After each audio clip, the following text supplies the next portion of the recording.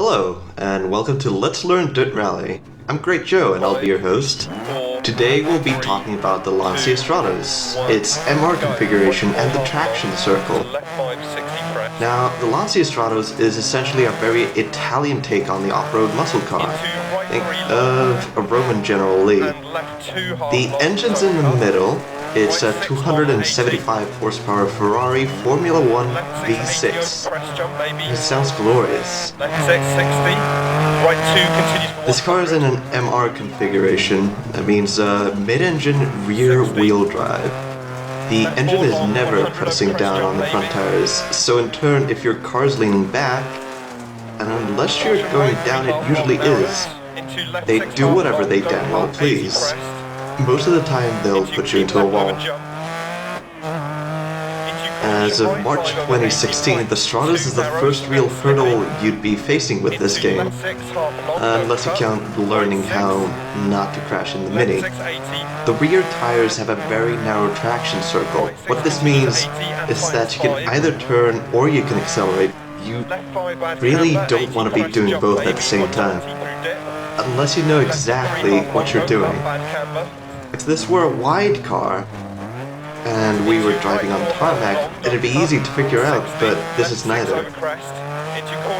Of course, the Stratos is a lesson in slow in, fast out.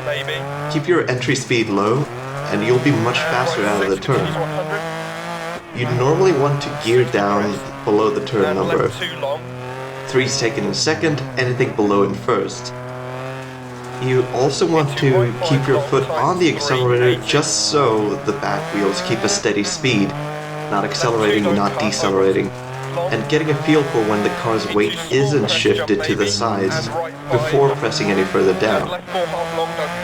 If you time your push on the accelerator wrong, your car will spin out, shift off the road, and you'll lose a good chunk of time either getting back on track or resetting the car.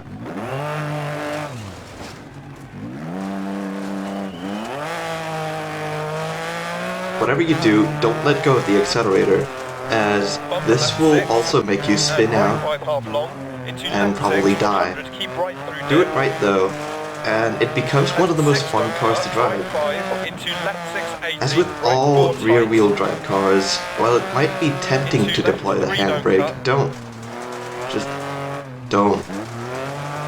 There is no situation that could ever be improved by the handbrake that isn't coming to a complete stop and staying there. You will spin out. There are no exceptions.